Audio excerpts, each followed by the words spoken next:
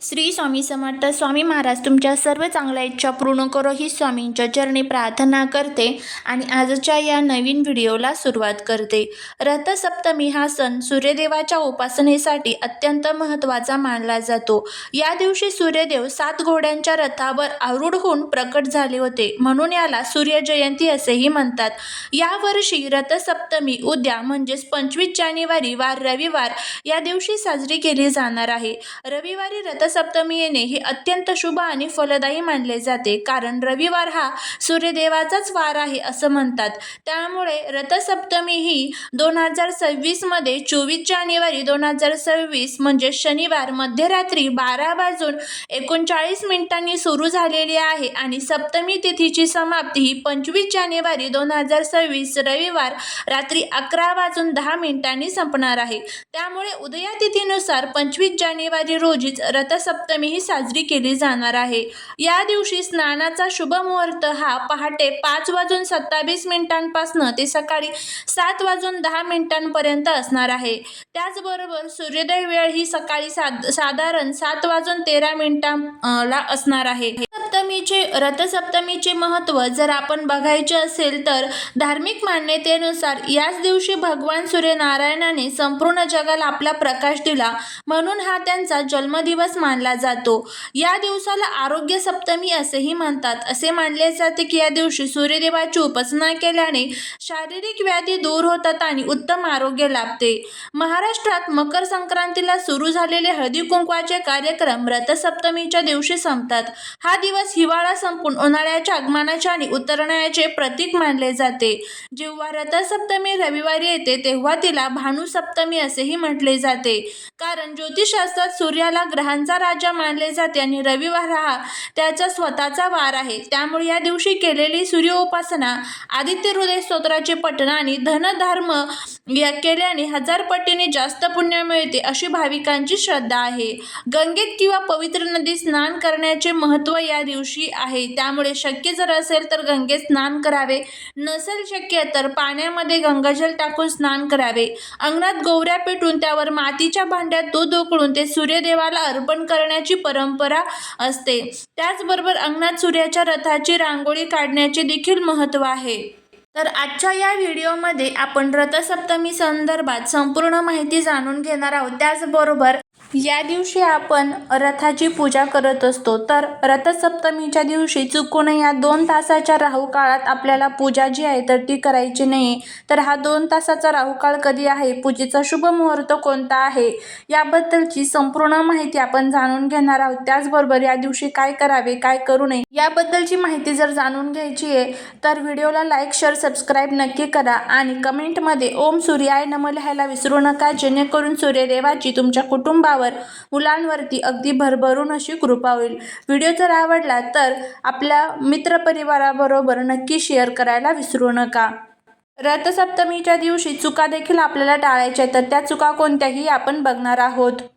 रथसप्तमीच्या दिवशी घरामध्ये सूर्यदेवाची पूजा करणे अत्यंत साधे पण प्रभावी मानले जाते. या दिवशी स्नान झाल्यानंतर आपल्याला तांब्याच्या कलशात पाणी घेऊन त्यात लाल फुले, अक्षता, थोडे कुंकू टाकावे. सूर्याकडे तोंड करून पूर्वेला दोन्ही हातांनी पाणी अर्पण करावे. अर्घ्य देताना ओम गृणी सूर्याय नमः या मंत्राचा जप करावा. घराच्या अंगणात किंवा पूजेच्या ठिकाणी सूर्याच्या 7 घोड्यांच्या रथांची रांगोळी काढावी, किंवा मग तुम्ही सूर्यदेवाची एखादी प्रतिमा सुद्धा ठेवू शकता, नाहीतर एखाद्या पेपरवरती हा रथ जो आहे तर तो काढू शकता. या दिवशी सूर्यदेवाला अनेक प्रकारचे धान्य जे आहे तर ते अर्पण केले जातात. रथसप्तमीला सप्तधान्य अर्पण करण्याचे विशेष महत्त्व आहे, कारण ते समृद्धीचे प्रतीक मानले जाते. गहू, तांदूळ, हरभरा, मूग, उडीद, तीळ आणि जव किंवा मसूर ही आपल्याला अर्पण करायचे आहे. हे कसे अर्पण करायचे तर एका स्वच्छ पाटावर किंवा ताटात लाल कापड अंथरावे, त्यावर या सप्तधान्यांच्या छोट्या ढिगाऱ्या कराव्यात किंवा 7 धान्य एकत्र मिसळून रथांच्या रांगोळीवर अर्पण करावेत. काही ठिकाणी 7 धान्य एका तांब्या तांब्याच्या पात्रात भरून ती सूर्यदेवासमोर ठेवली जातात आणि पूजा झाल्यानंतर ती दान केली जातात. सूर्यदेवाला प्रिय असलेल्या वस्तू अर्पण केल्यास पूजा पूर्ण होते. त्यामुळे लाल फुले, विशेषतः जास्वंद किंवा कण्हेर, लाल चंदन, लाल अक्षदा, सूर्य हा गव्हाचा अधिपती आहे म्हणून गव्हाचे पदार्थ अर्पण करावे. अंगणात मातीच्या सुगड्यामध्ये भांड्यात दूध उतू घालावे. ते दूध उकळून सांडू द्यावे आणि ज्याला दूध आटवणे म्हणतात, हे सूर्याला नैवेद्य म्हणून अर्पण केले जातात. काही लोक स्नानाच्या वेळी डोक्यावर रुईची पाने ठेवतात. पूजेतही रुईची पाने आणि जी फुले आहेत तर ती अर्पण केली जातात. या दिवशी एक अतिशय प्रभावी असा मंत्र आपल्याला म्हणायचा आहे, तो म्हणजे सूर्यदेवांचा मंत्र आहे. तो मी तुम्हाला डिस्क्रिप्शन बॉक्समध्ये नक्की देईल. त्यानंतर बघा, पूजेनंतर तुम्हाला आवर्जून सूर्यदेवांची उपासना करायची आहे. ओम सूर्याय नमः या मंत्राचा जप करा. आदित्य हृदय स्तोत्र, त्याचबरोबर सूर्यदेवांचे सूर्याष्टकम, हे सर्व स्तोत्र आणि मंत्रांचं घरामध्ये पठण करण्याचा प्रयत्न करा. आणि त्यानंतर घरातील दुःख आणि दारिद्र्य दूर करण्यासाठी काही प्रभावी असे उपाय केले जातात. आणि रथसप्तमीच्या दिवशी शक्य असल्यास पूर्ण दिवस मीठ विरहित अळणी जेवण करावे. सूर्याच्या व्रतामध्ये मिठाचा त्याग केल्याने शरीरातील रोगराई दूर होते आणि मानसिक बल वाढते. यामुळे घरातील नकारात्मकता कमी होण्यास मदत होते. या दिवशी आर्थिक टंचाई, कामातील अडथळे दूर करण्यासाठी रथसप्तमीला सकाळी सूर्योदयानंतर आदित्य हृदय स्तोत्र 3 वेळा वाचा.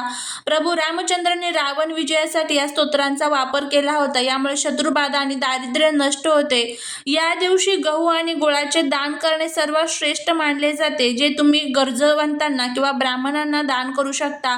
संध्याकाळी सूर्यास्ताच्या वेळी घराच्या मुख्य दरवाजाच्या दोन्ही बाजूंना शुद्ध तुपाचे दिवे लावावेत.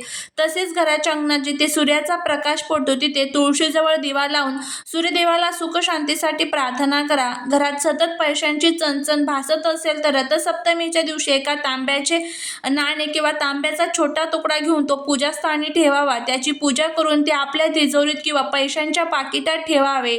तांबे हे सूर्याचे धातू असल्याने ती समृद्धी खेचून आणते.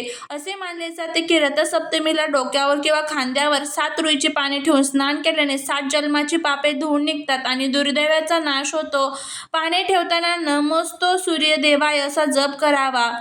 ह्या सर्व गोष्टी आपल्याला रथसप्तमीच्या दिवशी करायच्या आहे. तर त्यानंतर आपण बघूया की या दिवशी पूजेचा शुभ मुहूर्त कोणता आहे आणि त्याचबरोबर राहुकाळ कधी आहे. बघा, राहुकाळात केलेलं काम हे कधीच फलात जात नाही आणि आपल्याला त्याचं पुण्य देखील मिळत नाही. उलट राहुकाळामध्ये केलेल्या कामामुळे अनेक प्रकारच्या अडचणी ह्या आपल्या आयुष्यामध्ये आपल्याला भोगावे लागत असतात. त्यामुळे कोणतीही पूजा राहुकाळामध्ये संपूर्णपणे वर्ज्य असते. तर आता या दिवशी म्हणजेच रविवारी जो राहुकाळ असणार आहे तर तो दुपारी 4:30 वाजल्यापासून ते संध्याकाळी 6 वाजेपर्यंत असणार आहे. तर 4:30 ते 6 हा संपूर्ण जो 1.5 तासाचा कालावधी आहे, तर या कालावधीमध्ये आपल्याला आपली पूजा जी आहे तर ती चुकूनही करायची नाहीये. आता त्यानंतर पूजेचा सर्वोत्तम जो मुहूर्त आहे तर तो आपण बघूया. पूजेचा हा मुहूर्त असणार आहे सकाळी 11:13 ते दुपारी 12:34 हा अमृतकाळ देखील आहे आणि पूजेचा सर्वोत्तम मुहूर्त आहे. या कालावधीमध्ये जर तुम्ही पूजा केली तर याचे खूप चांगले फायदे जे आहेत तर ते तुम्हाला बघायला मिळेल. तर नक्की तुम्ही याच कालावधीमध्ये भगवान सूर्यदेवांची पूजा जी आहे तर ती आपल्या घरामध्ये करा. तुम्हाला याचा चांगला फायदा होईल. झालेली सेवा ही महाराजांच्या चरणी रुजू करते. जर व्हिडिओ आवडला तर लाईक, शेअर, सबस्क्राईब करायला विसरू नका. श्री स्वामी समर्थ.